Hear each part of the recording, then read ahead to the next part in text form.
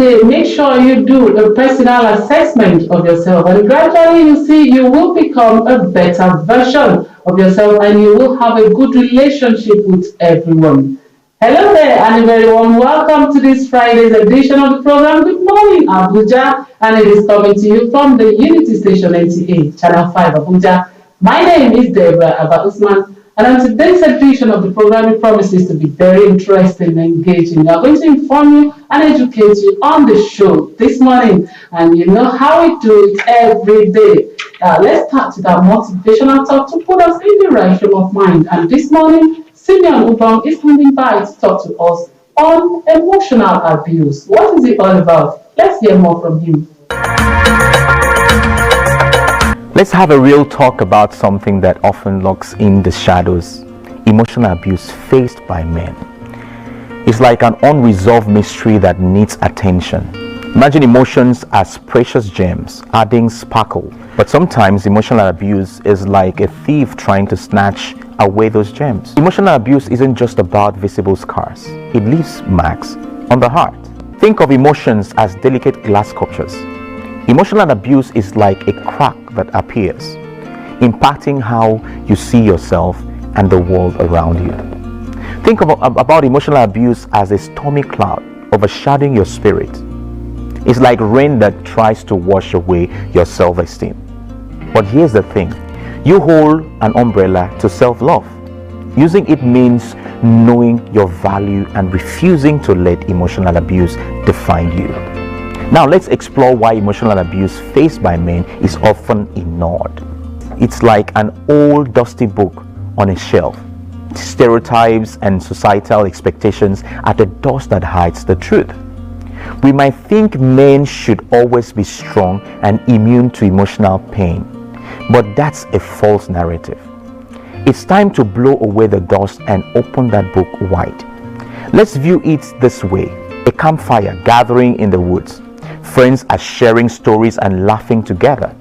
Among them is Mark, a cheerful guy who always seems to have a smile. However, his smile has started fading.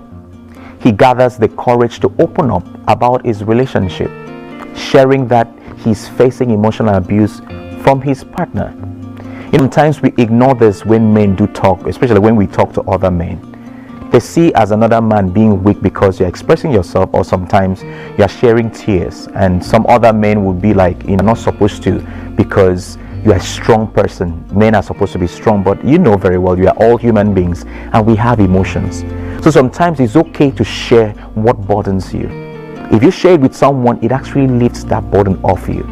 Now let's think about why we should never ignore this. Imagine if Mark's friends brush off his concerns, saying things like, "Come on man, toughen up. Emotional abuse isn't a big deal." It's like tossing water onto that campfire, extinguishing the warmth that comes from sharing and support.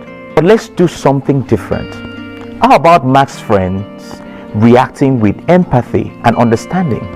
They listen closely, acknowledging his feelings and offering a helping hand. It's like adding logs to the fire, making it burn even brighter. Mark realizes he's not alone. He's surrounded by friends who care. Thank you so much, Simeon, for talking to us, for motivating us about what emotional abuse is all about. Thank you. And we know we are well motivated enough to start our day's activities. Let's move on our show this morning. And next is our Keep Fit segment. This morning, let's go do some cardiovascular workouts. Do well to join in.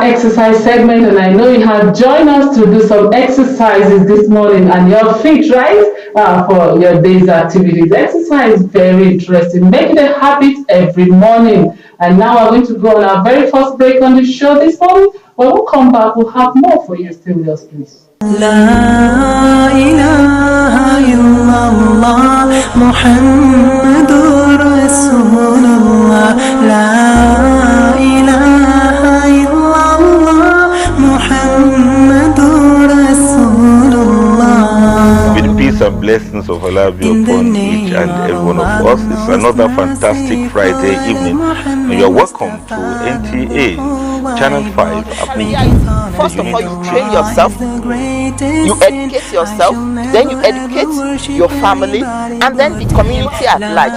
Fundamentals of Islam Live, showing 7:30 p.m. every Friday on NTA Channel 5 Abuja, the Unity Station. Join us.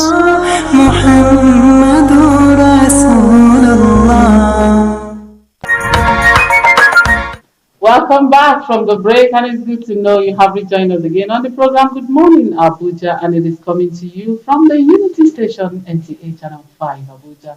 And now to health matters. We want to talk about mental health. We all know that the rising cost of commodities and everything that is happening right now has impacted our health generally. What can we do to get out of it so we don't get into depression? This morning I've been joined with a public health practitioner who is also a mental health advocate. Help me welcome Ambassador Gwen and Nancy to the program. Pretty, you're welcome to the program. Thank you so much. All right. Thank you. Okay. I am so much in love with the topic that I want to talk this morning, mental health. Yes. And I'm sure we are going to talk to the minds, if not the soul of many today. Yes. Like what we are going through right now is no longer news. I call it a transformation stage. And all our prayers is that we'll get out of this stage and we'll be well again. Because right now, so many people are not doing well emotionally. They are not okay. Impacted on our health, especially our mental health, the way we think, the way we reason. Now, let's talk about how we can take care of our mental health in such a difficult situation. Let's start from there. Okay, thank you very much. You're welcome. Mental health, when we talk about mental, we have to define mental health first. Because, the average Nigerian will say, I'm not mad, once you mention mental health. But we're not talking of madness. What mental health basically means, it's a state of well-being, mental well-being, that helps you actualize your dreams, tackle everyday issues or stressors in life, contributes to your community, family as a whole. So that is what mental health means. So in relation to our current economy, yes. I would say we just have to cut down on spendings. Okay. We just have to cut down budgets. We should not live above our means. Very important. The number one key factor here is acceptance. This is what we're thrown in. Now. We don't see. You know how they say there is light at the end of the tunnel. We're being hopeful, but this is our current state. So the best way out of it is, don't be mad, don't be upset, don't be angry. Do what you can and leave the rest. It's that simple. If you don't have money, are you going to steal? Are you going to kill somebody? Or are you going to kill yourself? Exactly. I know that all that to suicidal thoughts, is all part of the issue, but if you're taking your life away, what about your loved ones? Are you saying that they don't matter? Because we make it look like everything is all about money. It's not. It's not. It's not. There is beauty all around us. Yes. There are so many things to be grateful